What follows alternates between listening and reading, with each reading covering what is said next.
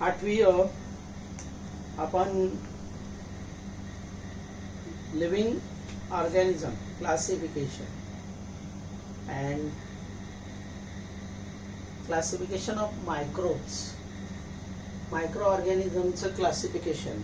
मागच्या तासाला we saw the classification of microbes. In that I repeat once again, prokaryotes and eukaryotes. Prokaryotes, inside this we saw about the bacteria. Before that I also explain you the size of bacteria, living habitats, the bacteria that present in curds as well as butter milks, lactobacilli. Now in eukaryotes we will discuss protista, fungi and another one algae.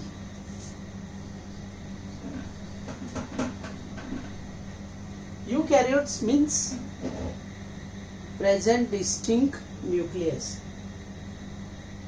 In case of protista and fungi, you already discussed in the 5 kingdom method. Certain more characteristics that again we will discuss in this classification of microorganism. Microorganism म्हणजेच the organism which only we can see with the help of microscope, आणि त्या micro ऑर्गॅनिझमला आपण classify करतोय.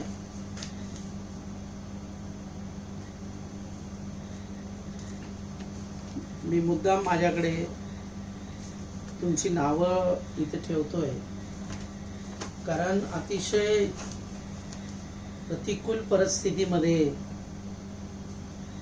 काही विद्यार्थी मला online दिसत नाहीयेत.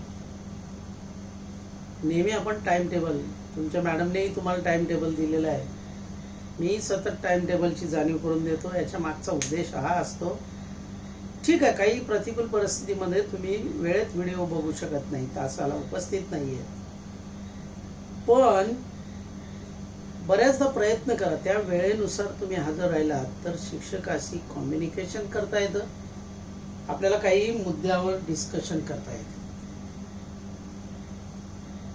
अनुष्का सावंत बऱ्याचदा मला भेटत नाहीये, साटम अश्लेषा दिसत नाहीये, पास्टे बऱ्याचदा माने स्नेहा दिसते, सवान प्रतीक्षा दिसते, पण इतर वेळेस तुम्ही त्याला प्रतिसाद देण्यापेक्षा त्या वेळेस तुम्ही जर प्रतिसाद दिला तर आपल्याला अधिक चांगल्या पद्धतीने या विषयाकडे जाता येईल. Now we will discuss about protista. Last time in protista we will discuss about the paramecium and amoeba and euglena, irregular shape. There is a much variation in the locomoted organs. त्यांच्या जर तुम्ही जर पाहिलं पॅरामिसियम मध्ये cilia आहे, युग्लेना मध्ये फ्लॅजेला आहे, amoeba तर इरेग्युलर शेप आहे, सिडोपोडिया लोकोमोशन साठी आहे. म्हणजेच great variations that found in protista organisms. Definitely तुम्ही लिहिताना कॅरेक्टरिस्टिक लिहिताना दे बिलॉंग्स टू यूकॅरियोट्स. दॅट मीन्स पुन्हा ते वारंवार डोक्यात ठेवण्यापेक्षा प्रोकॅरियोट्स, unicellular प्रोकॅरियोट्स no distinct nucleus present in this. That means if you think about the amoeba, तर अमिबाला लोकोमोशन साठी pseudopodia आहे.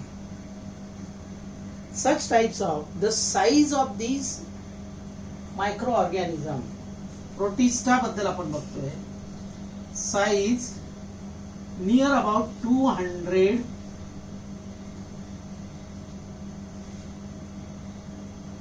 micrometers. We know that 1 meter is equal to 10 raised to 6 micrometer and 1 meter is equal to 10 raised to 8 nanometer. असे 2 unit आपण पाहिले होते. According to this, the size of bacteria is 200 nanometers. There is a much variation in between locomotory organs. So much variations. तुम्ही अमिबाचा विचार करा, सिडोपोडिया आहे. पॅरामिसियमचा विचार करा, ते सिलिया आहे त्याला. Shoes shape diagram paramecium, irregular shape amoeba, मागच्या वेळेस आपण त्याच्याबद्दल विचार केलेला आहे. These are also called as protozoa. The another name of these protista, protozoa.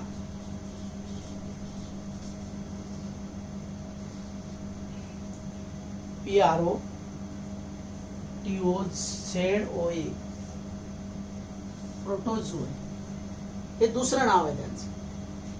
कुणाचं? प्रोटिस्टाचं. Protista eukaryotes. Microorganism classify into prokaryotes, eukaryotes. Prokaryotes मध्ये बॅक्टेरिया, युकॅरियोट्स मध्ये प्रोटिस्टा, फंगाय, अल्गी.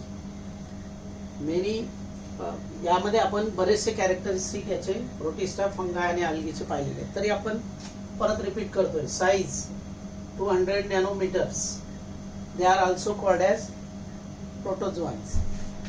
Much variations. तिसरं वाक्य आहे, त्यांच्या हालचाल करणाऱ्या ऑर्गन्स मध्ये व्हेरिएशन्स आहे. Much variation in locomotory organs. Much variation in locomotory organs.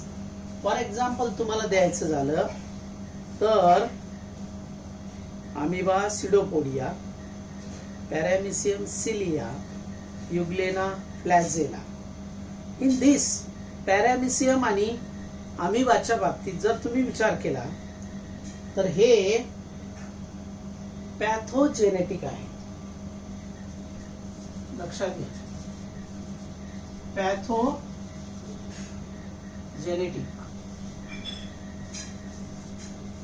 You know what is meaning of pathogenetic? Pathogenetic म्हणजे काय?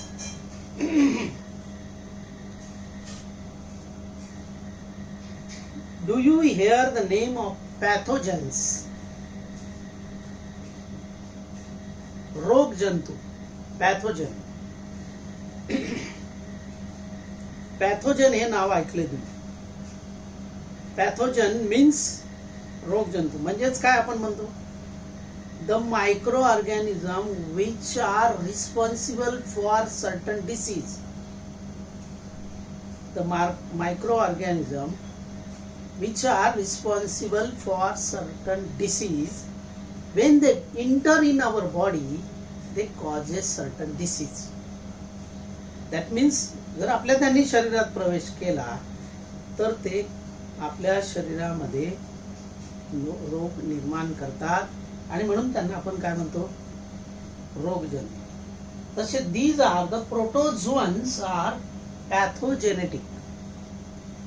pathogens आहेत, they are pathogenic except Euglena, Paramecium and Amoeba. They found in ponds, dirty waters. They are also found in sea water. They are also found in rivers. They are also found in ponds. They are pathogenic. These organisms reproduce by simple cell division.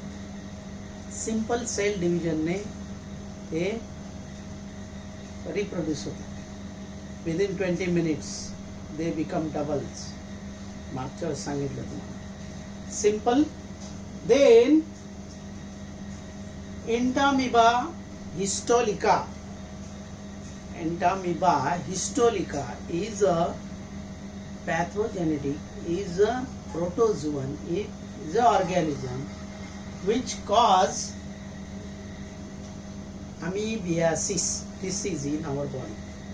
Amoebiasis disease या amoeba इंटामिबा histolytica नावाच्या अमिबामुळे disease होते. त्याचबरोबर Plasmodium vivax causes the malaria. Plasmodium vivax causes the malaria in our body. युग्लेना त्याच्यामधलं एकमेव उदाहरण असं आहे. युग्लेना जे मी मागच्या वेळेस पण सांगितलं तुम्हाला. Euglena is a parasitic. They autotrophic. Autotrophic means they synthesize. These are green in color. Chloroplast present in Euglena. Euglena मध्ये क्लोरोप्लास्ट असतं, त्यामुळे ते अन्न तयार करतात. These are the certain important characteristics of protozoan. Protista मध्ये तुम्ही याचेच कॅरेक्टरिस्टिक पाठ केली तर 5 किंगडम मेथड मध्ये तुम्हाला प्रोटिस्टा बद्दल माहिती लिहिता येईल. आणि मायक्रो ऑर्गॅनिझम मध्ये तुम्हाला पुन्हा प्रोटोझोआ, प्रोटिस्टा याच्यामध्ये तुम्हाला पुन्हा त्याची माहिती लिहिता येईल. दॅट मीन्स डबल फायदा आहे. एकाचं चांगलं पाठांतर करा, त्याचे कॅरेक्टरिस्टिक पाठ करा, साईज सांगा. ते युकॅरियोटिक आहेत, युनिसेल्युलर आहेत, लोकोमोशन मध्ये व्हेरिएशन आहे. Amoeba pseudopodia, then paramecium cilia, euglena, flagella. याच्यामध्ये युग्लेना ॲटोट्रॉपिक आहे. दॅट मीन्स तो स्वतःचा अन्न स्वतः तयार करतो. अमिबा आणि पॅरामिसियम काय आहे? पॅथोजेनेटिक आहे. Even they are inter. त्यांचं लिव्हिंग स्टाईल काय आहे? Habitats inside the body organs, inside the organs, inside the body of another living organism. Then we will discuss about fungi. Green plants, autotrophs, eukaryotes belongs to microorganism. Eukaryotes, unicellular, sometimes multicellular. They heterotrophs, fungi, mucor. Last time आपण बघितलं होतं Mucor. Bread किंवा चपाती 3 दिवस ठेवून त्याच्यावरचं thread like hyphae are present and certain sporangium spores reproduce rapidly. They are heterotrophic किंवा आपण त्याला दुसरं नाव दिलं होतं फंगायला. They are found on dead bodies and animals. They are, that is why they are called saprotrophic. Decaying, they grows on decaying ऑर्गॅनिझमच्या तिकडे जे कॅरेक्टरिस्टिक आहेत तेच इकडे लिहायचे. They reproduce sexually and asexually by cell division or by budding. For example baker cyst, conidia, mushroom, mucor. These are the examples of fungi. Then algae. Algae again green in color. Shaiwal, autotrophs, aquatic, eukaryotes, unicellular, autotrophic organism. That means they synthesize their own food. Chloroplast is present in this body, and they chlorella is the one of the example. Very few species of algae are unicellular. Most of them are multicellular. They are found in ponds water. In this topic, in up to algae, याच्या पुढचा एक topic मी मुद्दाम बाकी ठेवतोय की जो अतिशय महत्वाचा आहे लिव्हिंग ऑर्गॅनिझम मध्ये. व्हायरस जो आत्ता आपण ज्याच्याबद्दल फेस करतोय त्याच्याबद्दल मी अजून तुम्हाला थोडीशी सखोल माहिती. We know that now we are suffering through this disease, corona.